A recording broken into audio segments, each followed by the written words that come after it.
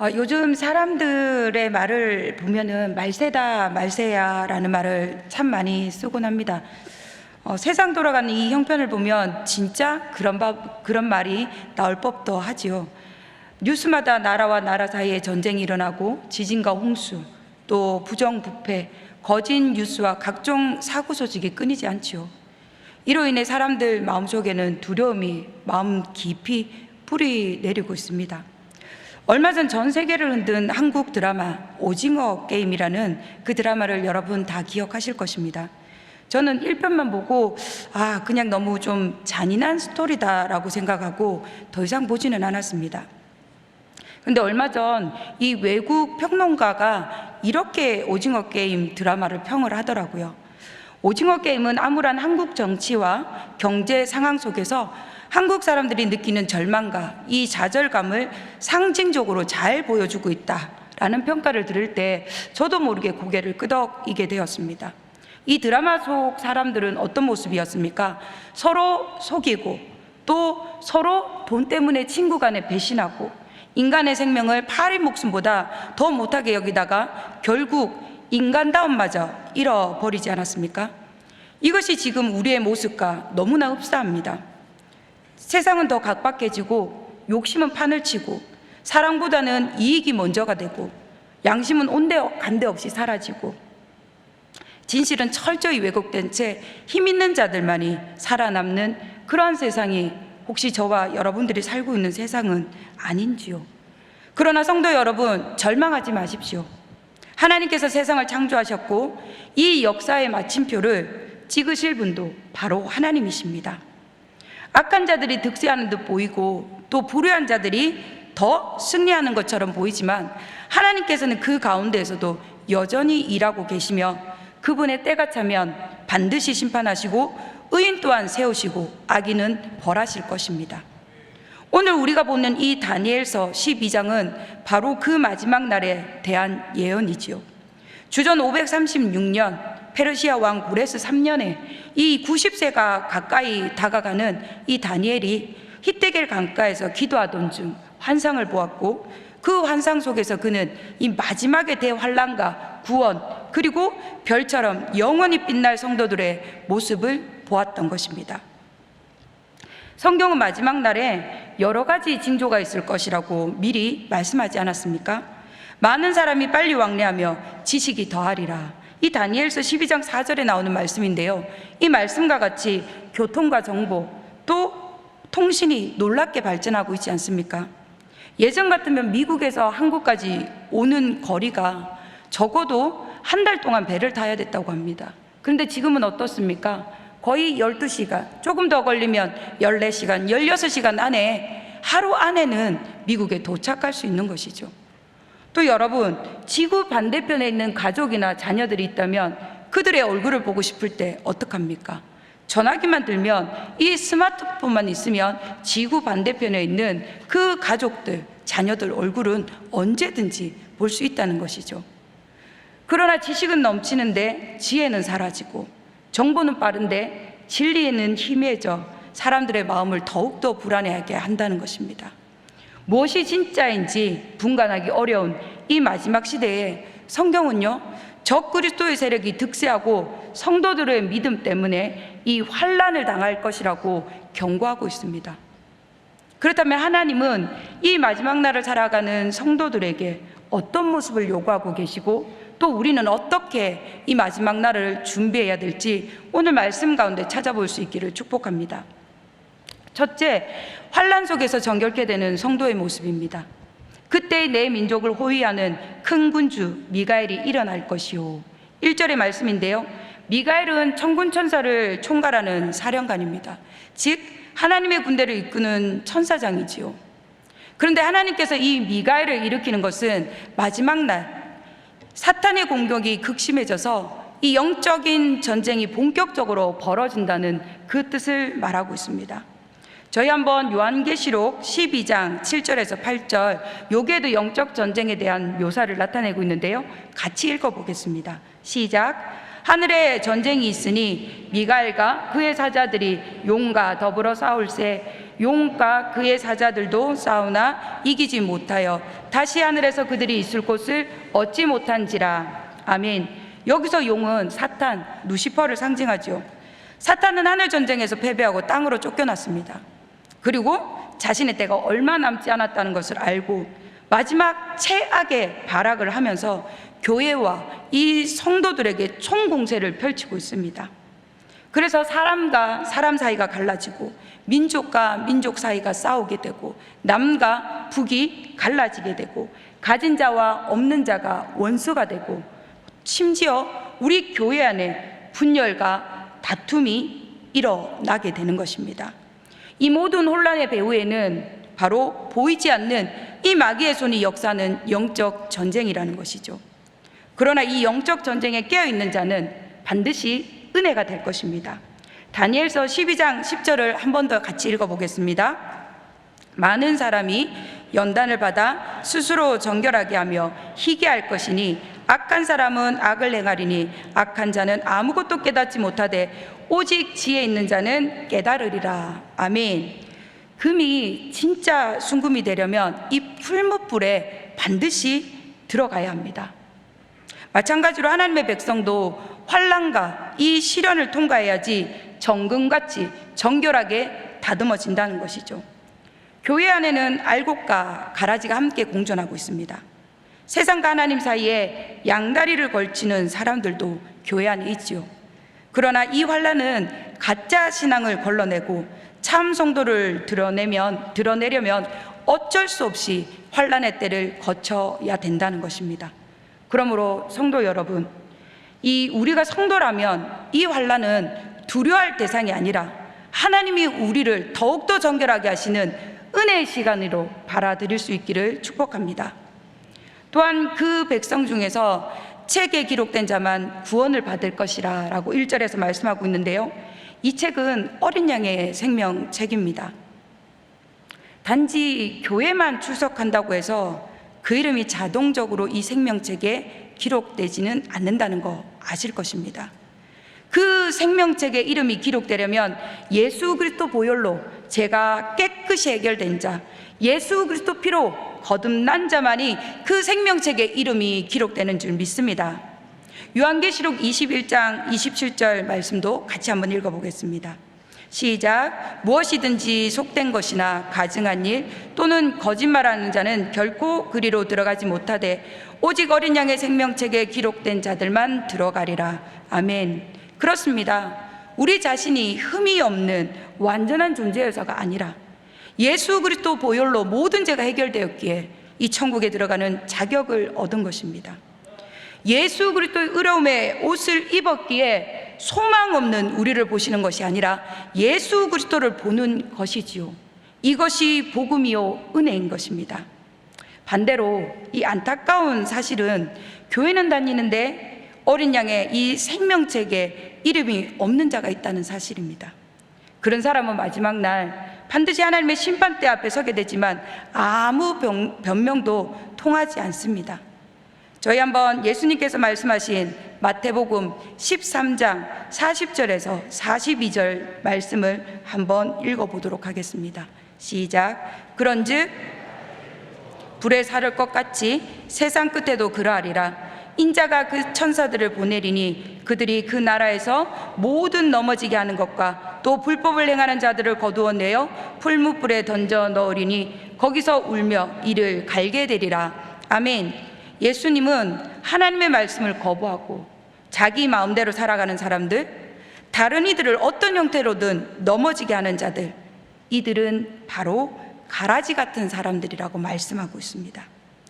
그들은 후에 반드시 하나님의 공의로운 심판 앞에 서게 될 것이고 그때 영원히 타오르는 이 풀무불에 던짐을 당하게 될 거라고 말씀하십니다.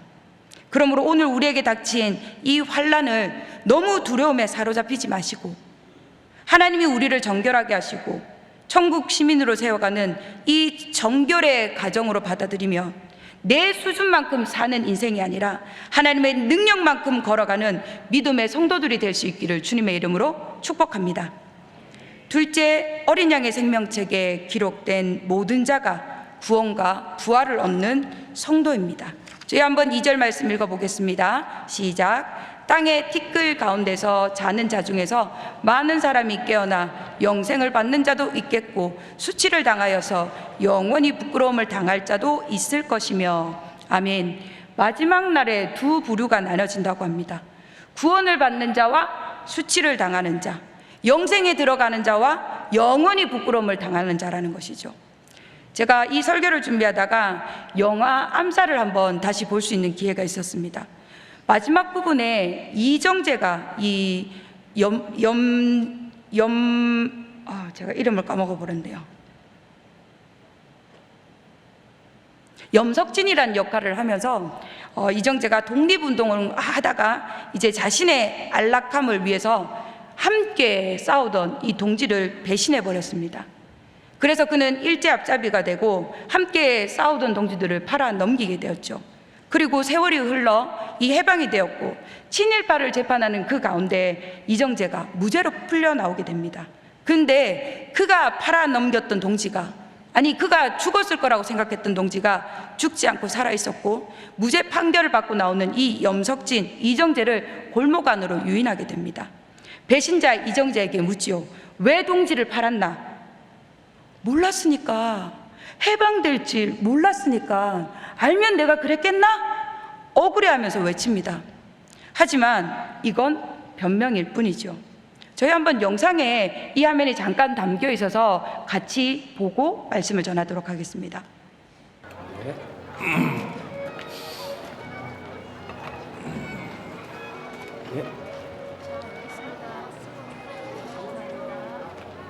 미쳐버리고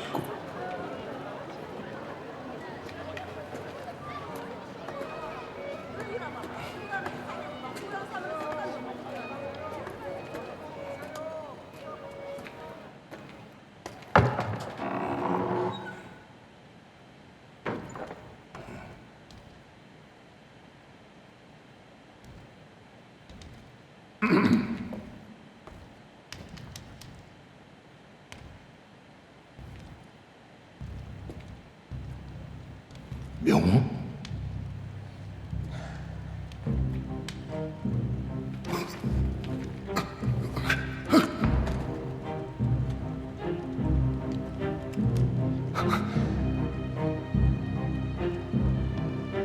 안옥균, 왜 동지를 팔았나? 몰랐으니까. 해방될지 몰랐으니까. 알면 그랬겠나?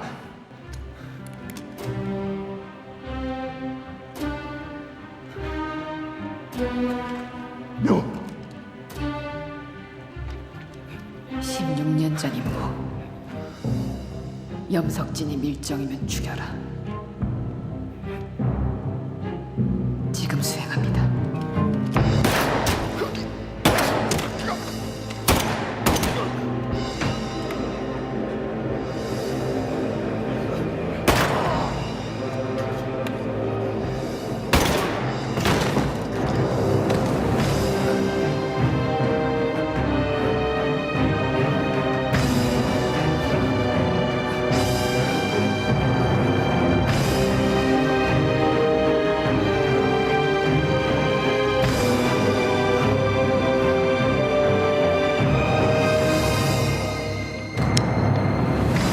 죽음을 각오하고 나라를 위해 독립운동을 했던 동지들은 해방 후 빛나는 독립운동가가 되었고 이정재는 영원히 부끄러운 배신자로 기억되었습니다. 마지막 순간에 이 동지들로부터 총을 맞고 죽음을 맞게 되었지요. 그런데 그리스도인들은 이 죽음으로 끝이 나지 않지 않습니까? 아니 그리스도인뿐만 아니라 모든 사람들은 죽음이 끝이 아닙니다. 이미 기회는 지나가 버렸고 그의 선택은 더 이상 되돌릴 수 없었습니다. 이 장면은 마치 이 종말의 심판대를 떠올리게 하더라고요. 그날이 오면 모든 사람이 자신이 어떤 선택을 했는지 하나님 앞에서 서게 되고 이 결산을 하게 될 날이 오게 된다는 것입니다. 요한복음 5장 29절 말씀을 한번 읽어볼까요? 시작. 선한 일을 행하는 자는 생명의 부활로, 악한 일을 행하는 자는 심판의 부활로 나오리라.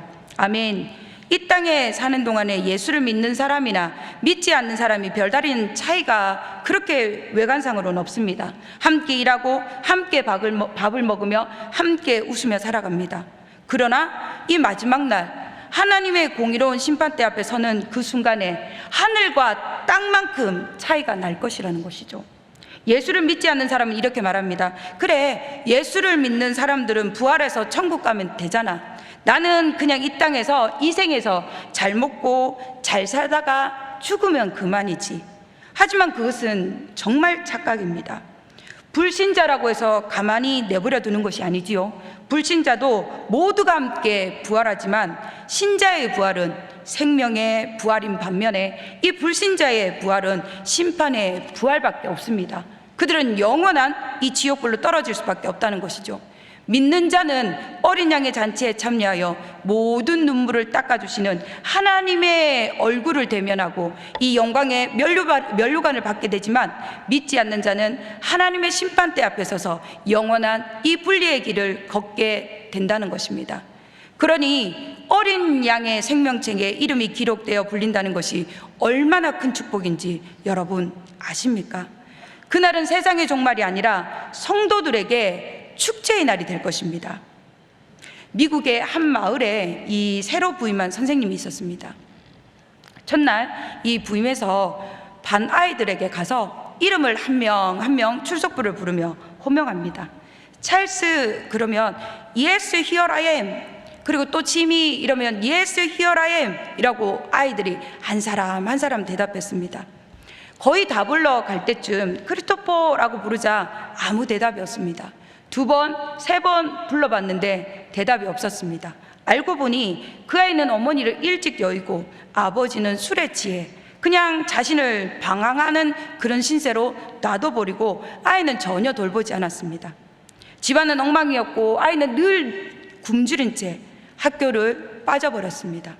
그래서 몇 번은 이 아이에게 찾아와서 권면을 해봤지만 이게 계속 반복적이니까 학교에서도 이 아이를 포기해 버린 거였습니다.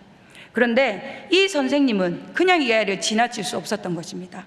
크리스토퍼 집을 찾아갔고요. 문을 두드리자 바싹 마른 애가 한 명 나오는데 완전히 죽을 것 같은 그 아이 겨우 나오는 꼴을 봐도 아, 제가 크리스토퍼구나 당장 알아볼 수 있었다는 것이죠. 그래서 집을 들어가 보니 집은 엉망진창이고 그 집을 정리를 싹 해주고 그 아이가 쫄쫄 굶고 있는 아이 밥까지 챙겨주었습니다. 그리고 한참 후에 술에 취해 들어온 아버지에게 단호하게 말했습니다. 아버님, 이 아이를 이렇게 내버려두면 정말 큰일 납니다. 힘드시겠지만 아이를 학교 보내주십시오 라고 선생님이 아버지에게 부탁을 드렸습니다. 그 다음날 매일 저녁 선생님은 그 아이에게 찾아가서 밥도 챙겨주고 그 아이가 그동안 공부하지 못한 공부까지 가르쳐 주었습니다. 아버지도 그런 모습을 보니까 마음을 고쳐먹기 시작했고 술도 끊고 아이를 돌보기 시작했습니다. 이제 크리스토퍼도 학교에 나오는데요. 출석을 부르면 이 아이가 그 학교에서 적응이 안 되었더니 크리스토퍼라고 하면 yes 겨우 대답하는 겁니다. 그래서 선생님이 크리스토퍼 이제 그렇게 대답하지 말고 내가 너 이름을 부르면 손을 번쩍 들고 yes here I am 라고 대답해 라고 하자 그 아이가 처음에는 삐죽삐죽 하다가 며칠 지나니까 다음부터는 크리스토퍼 이름을 딱 부르자 당당하게 손을 딱 들고 Yes, here I am, Yes, here I am 이렇게 대답을 했던 것입니다. 어느 정도 시간이 지나서 이 아이가 이제 안정기에 들었겠다라고 생각하고 선생님이 안심했던 것이죠. 그런데 며칠이 지나도 이 크리스토퍼가 또 학교를 안 나오는 겁니다. 그리고 아버지가 찾아와서 선생님, 우리 크리스토퍼가 백혈암이랍니다. 얼마 살지 못한답니다. 너무 안타까운 소식을 선생님이 접하게 되었죠. 그리고 당장 병원에 찾아갔고요. 그 아이의 얼굴을 보자 창백하고 두려움에 떨고 있었습니다. 선생님, 저 이제 죽는데요. 저 얼마 못 산대요. 너무 무서워요. 선생님이 이 아이의 손을 꽉 잡고 크리스토퍼, 걱정하지 마. 이제 너가 곧 천국에 들어가면 예수님이 너 이름을 부르실 거야. 그때 학교에서 하듯이 크리스토퍼라고 부르면 손을 번쩍 들고 Yes, here I am, Yes, here I am 그러면 예수님이 너를 마중 나오실 거야.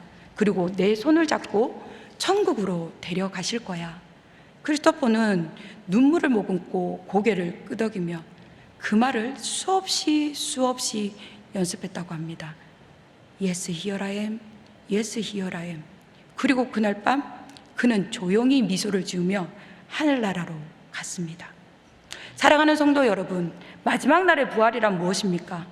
수많은 하나님의 백성들이 예수님의 음성을 듣고 어린 양의 생명책에 기록된 우리 모두가 그 소리에 힘차게 일어날 것입니다. 주님, 제가 여기 있습니다. 주님, 제가 여기 있습니다. 바로 그때 저와 여러분들이 그동안 이 땅에서 흘렸던 눈물은 끝이 나고 고통도 끝이 나는 것입니다. 오직 하나님, 그 나라의 영광만 시작되는 그 순간이고, 어린 양의 생명책에 기록된 이 성도의 모습으로 저와 여러분들이 살아가고자 오늘도 이 땅에서 주님께서 허락하여 주신 성도의 삶을 최선을 다할 수 있기를 주님의 이름으로 축복합니다.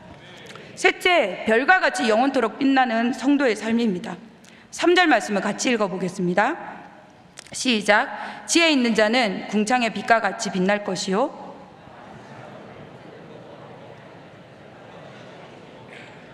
아멘. 하나님은 마지막 날에 자신의 백성을 찾고 계십니다. 그 첫째는 자신을 경건하게 지키는 그 지혜로운 사람이지요. 세상의 유혹에 흔들리지 않고 핍박에도 굴하지 않으며 이 하나님의 길을 걷는 지혜로운 사람입니다.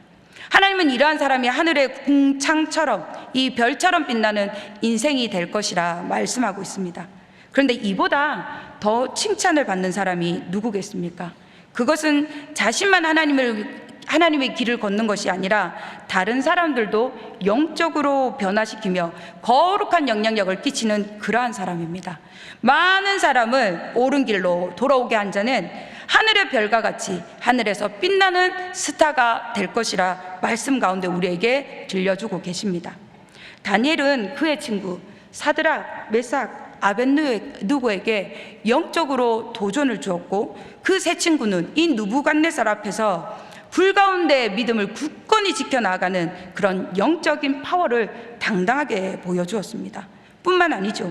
하나님을 알지 못하는 이방 왕들에게 느부갓네살 왕과 다리오 왕도 다니엘을 보고 뭐라고 했습니까? 하나님이 살아계시다, 하나님이 살아계시다, 그렇게 고백하지 않았습니까? 이것이 바로 다니엘의 영적 영향력입니다. 우리도 그리 살아야 되지 않겠습니까? 여러분, 이 어렸을 때 많은 게임을 아마 한두 번은 다들 해보셨을 건데요, 얼음땡이라는 게임이 있습니다. 많은 아이들이 가위바위보를 해서 한 명이 술래가 되고 나머지는 막 돌아다니다가 이 술래가 잡으러 오면 얼음 하고 멈췄습니다. 저쪽에도 술래가 잡으러 오면 얼음 하고 멈췄습니다. 근데 참 신기한 게 술래는 한 사람이고 다수를 늘 거의 다 술래가 잡는다는 것이죠. 근데 얼음 그렇게 걸려있는 모든 친구들을 한 사람이 살아남아 있다면 그 친구가 가서 땡 쳐주면 친구들이 살아납니다. 그런데 전부 다 얼음 걸려버리고 한 친구만 살아남아서 아유, 내가 뭐 굳이 땡 해줄 필요 있나? 저 숲에 숨어 있다가 시간만 지나가지 뭐. 아니면 집에 가서 아유, 굳이 뭐 나는 편히 쉬어야지 하고 집에 갈 사람이 있겠습니까? 가도 편하지 않을 것입니다.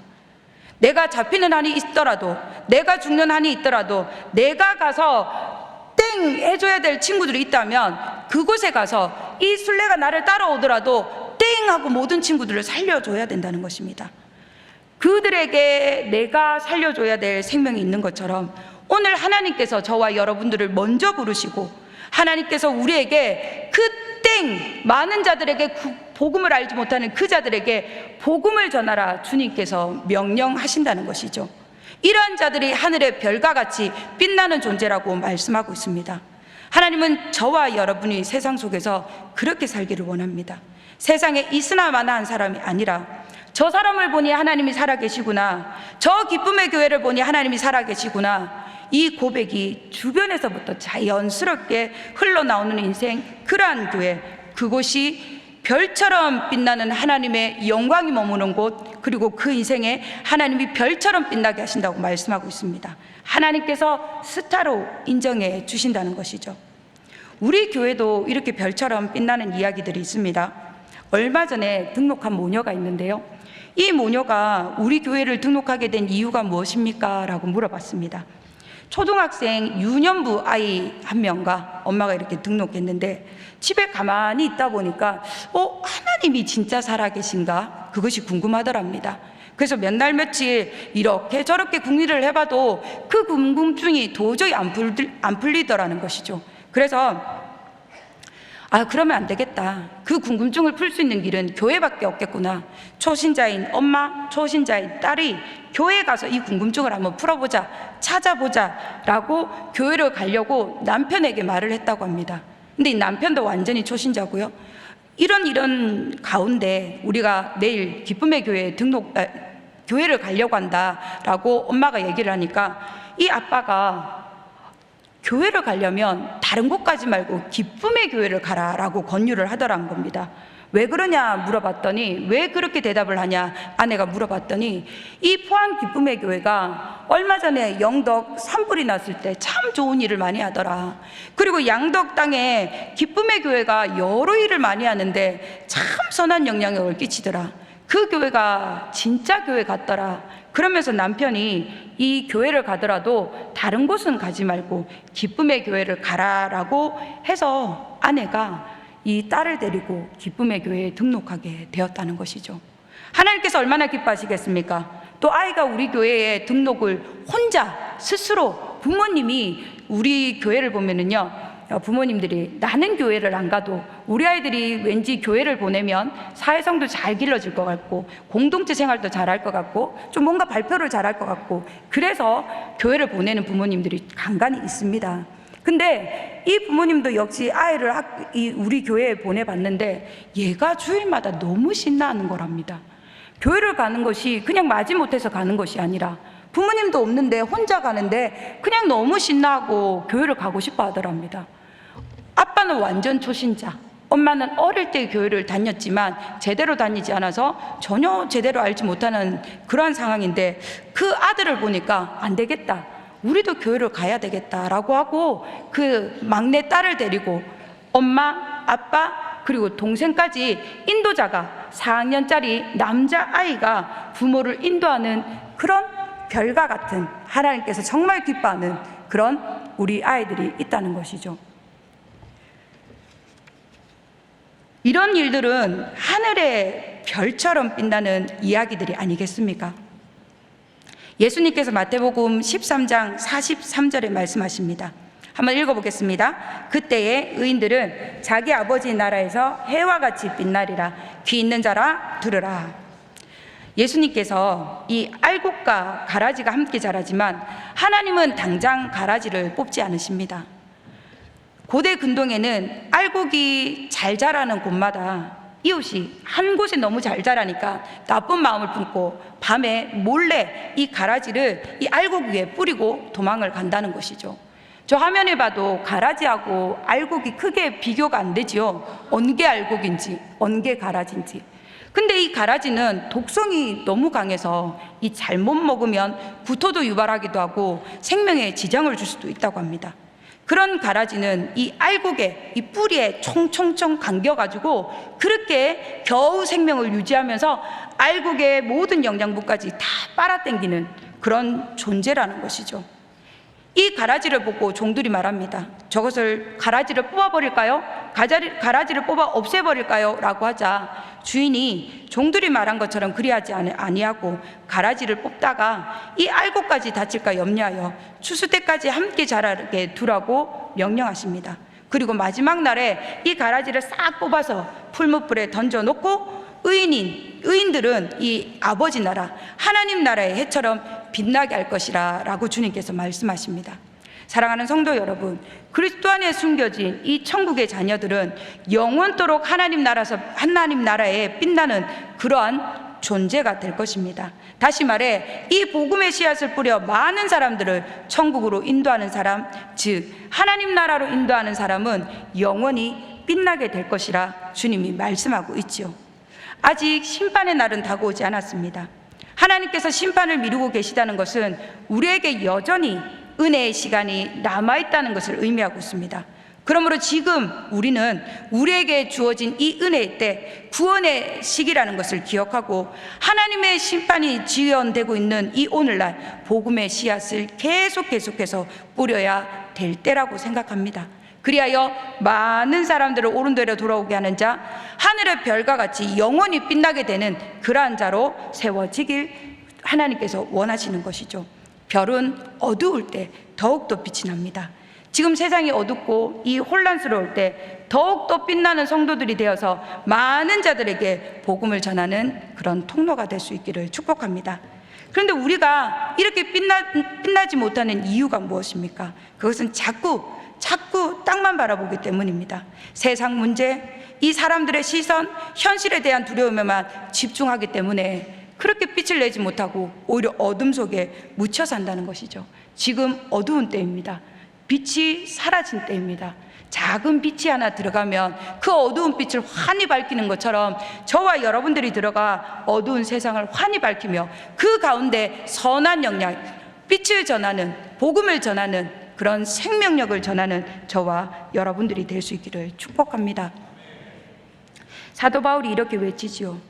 보라, 지금은 은혜 받을 만한 때요. 보라, 지금은 구원의 날이로다. 보라, 지금은 은혜 받을 만한 때요. 보라, 지금은 구원의 날이로다. 아멘. 하나님은 아직 한 영혼이라도 더 돌아오기를 기다리십니다. 지금은 복음의 씨앗을 뿌릴 때요. 별처럼 빛날 기회를 붙잡을 때입니다. 말씀을 정리하겠습니다. 사랑하는 성도 여러분, 마지막 날은 우리에게 두려움의 날이 아닙니다. 종말이 온다고 해서 우리가 땅 팔고 집 팔고 한데 모여서 흰 옷 입고 그날만 기다리는 것이 아니라는 것이죠. 이 마지막 날은 하나님께서 우리에게 허락하여 주신 예수를 믿는 성도들에게 축제의 날입니다. 잔치의 날입니다. 그래서 우리가 이 날을 더욱더 악수고대해야 되지 않을까요? 다니엘은 별과 같이 영원토록 빛날 것이라고 했고, 예수님은 의인들이 해와 같이 빛날 것이라고 말씀하셨습니다. 그러므로 우리가 준비해야 될 것은 이 주님의 재림의 날이 언제인지 그 날짜를 궁금해하는 것이 아니라 오늘을 성실하게 살아가는 것입니다. 각자의 가정과 각자의 일터와 각자의 자녀들이 또 각자의 교회가 복음의 씨앗을 뿌리는 모든 성도들이 그날에 하나님께서 해와 같이 별과 같이 영원토록 빛나게 해주실 그날을 기다리며 그 잔치의 날, 그 천국의 축제의 날을 기다리며 오늘도 기쁨으로 감사함으로 주 예수 그리스도를 전하는 가장 복된 날이 될 수 있기를 주님의 이름으로 축원드립니다.